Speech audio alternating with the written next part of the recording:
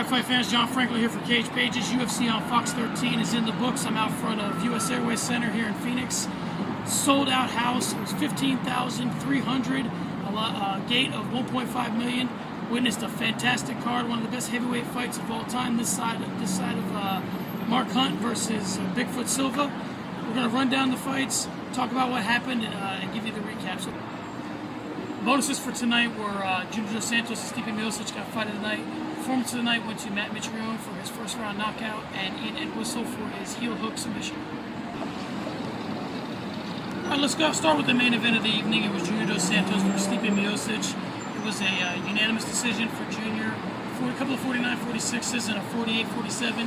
I wasn't crazy about the 49-46s, but the guy I was watching the fights with, a friend of mine, we were talking, and what I commented on all night was the fact that how great Stipe Miocic's chin was. So if I'm spending the whole night complimenting Miocic's chin, it has to be because he's getting cracked by Junior. So while I wasn't crazy about that, the 49-46s, I could see where they came from. It was a great performance by Junior. But it also shows you really what we got in Stipe Miocic. He took everything that Junior Dos Santos could throw at him. Junior was throwing fastballs the entire night, throwing complete bombs. And Miocic, I actually tweeted in the during the fight that Miocic is going to piss hot for traces of granite in both his forehead and his chin, because he was just taking some killer shots that would have put a normal guy out, and he just kept walking forward. Great showing by Miocic, even better showing by Dos Santos. Moving forward, it might be trouble for him to get that fourth fight with Kane. Both guys looked great, and they were very deserving of the performance bonuses that they got for fight of the night. All right, in the co-main event of the evening, it was Rafael dos Anjos. He took on Nate Diaz.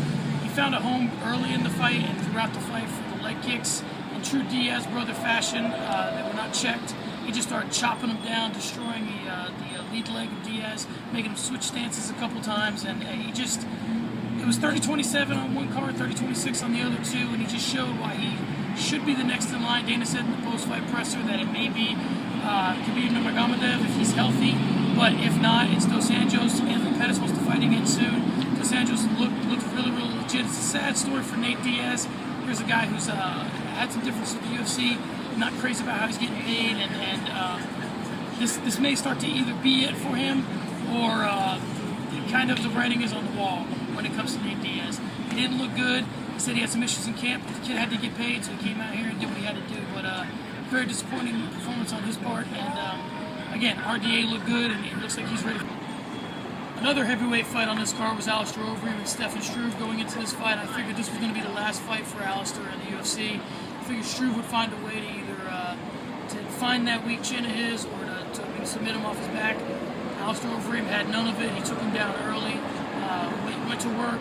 It was true old school Overeem, just blasted him out in his guard and finished him with some strikes. Struve, he's a 26-year-old guy, but he's taken a lot of beatings in his day, a lot of knockouts. You wonder, he's had some health issues. You wonder if the future is really there for him in the UFC. I mean, he took some really, really huge shots from Alistair Overeem in this one. For Overeem moving forward, I really like the JDS fight. JDS has come off one, obviously. So is Alistair. These guys have real beef. They do not like each other. Dos Santos has been wanting to fight him for some time now. It really didn't make sense because it wouldn't have done Dos Santos' career any good. Now they're sort of at similar places, and it's a fight you really would like to see. So I think the next fight for both Overeem should be Dos Santos, and I think that'd be one hell of a fight. The last heavyweight contest we'll be talking about on the main card is Matt Mitrione and Gabriel Gonzaga. Going into this one, you figured, I even said in my preview, it was going to be kill or be killed. They were both going to go in there. You know, they're not the best at defending punches. They're a lot better at throwing them. That's what they did. They went in there, they traded. And Matt Mitrione, they call him Meathead. This kid's smartening up. He's figuring out his game. He's a great athlete, despite the fact that he doesn't come in, super shredded up like some guys, but he is a hell of an athlete.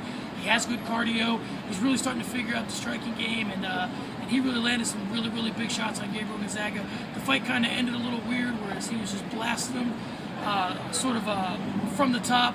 Gonzaga was on the ground. He took a step back, looked at the ref to say, what's it going to take for you to call this thing? Gonzaga started to get his wits a little bit, and then Mitrione just lowered the boom and just called it a night. Knocked him out first round, and that was that. Moving forward for Mitrione, a lot of people were calling for him and Dos Santos to fight.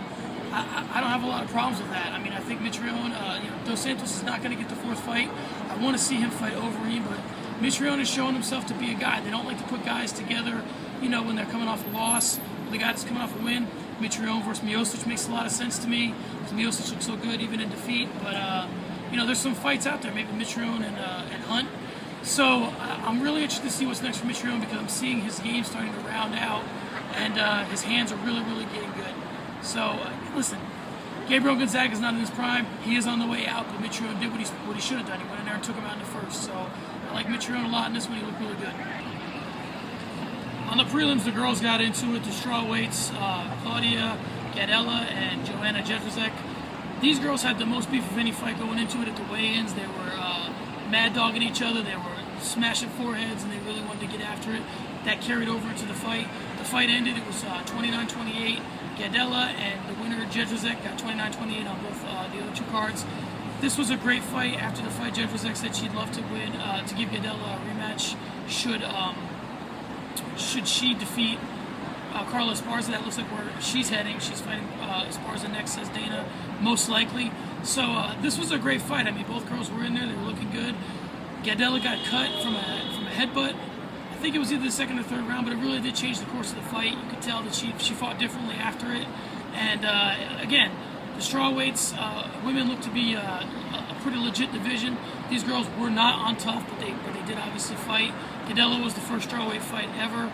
They look like they're ready to go. She trains with Henna Barao, does Gadelha, and I'd like to see who they get matched up with next. Obviously, Jedrzejczyk is going to get Esparza, but it was a hell of a fight. They represented the division well, and they went in there and banged it out. So kudos to the girls. Split decisions can go either way. I'm not crying that this was a robbery by any stretch of the imagination. Jedrzejczyk looked really good. After the fight, Gadelha kept the fight going a little bit. She threw a punch after the bell. That kind of was immediately, some people on Twitter were saying it was kind of Paul Daly-like. Dana dismissed that quickly, saying that the reason why he didn't think that is because Gadelha was immediately apologetic afterwards. So moving forward, there's bright things for these girls in the 115-pound division. One of the crazier fights of the night in the flyweight division, Chicano John Moraga defeated Willie Gates. The fight was crazy because at one point there was a foul by Willie Gates. He hit Moraga low. He had hit him low earlier. Moraga sort of shook it off. He hit him low again. This time Moraga was complaining about it to the ref. The ref said he didn't see it, and in that interim, Gates took advantage and kind of cheap shot him, dropped him, and then started to go in a little bit for a kill. Moraga withstood it, and then reversed the position, got into Gates' guard, finished out the round, and ultimately ended up finishing him. Third round submission, choked him out, found his neck. The place went crazy. Obviously, like I said, he's from Maryville here in Phoenix, and this was probably the biggest moment of the night for the Phoenix crowd. I mean, they were obviously very decidedly behind Moraga. Moraga ended up finding Gates' neck, like I said, choked him out before the final bell. Looked fantastic doing it, and big things from Moraga moving forward. For Gates, he showed himself well. He definitely belongs in the UFC. This was his debut. He held his own against Moraga, but for me, there was some dispute on Twitter as to whether or not the shot was cheap. Here's my take on it. What Willie Gates did in the moment was Moraga was talking to the ref. He looked over at Gates. Gates kind of shrugged his shoulder. When Moraga looked back to the ref, that's when he clipped him. So for me, if you wanted to fight, why not square off against him when he's looking at you, not sort of shrug it off, and then, I get where Gates was coming from. I understand protect yourself at all times. I get all that. But for me, it just seemed like it was a little bit shifty with sort of like, giving him the impression he didn't know what was going on and then cracking him. So, in the end, I guess karma and the MMA gods figured it out, and Moraga took care of business in the third with the submission.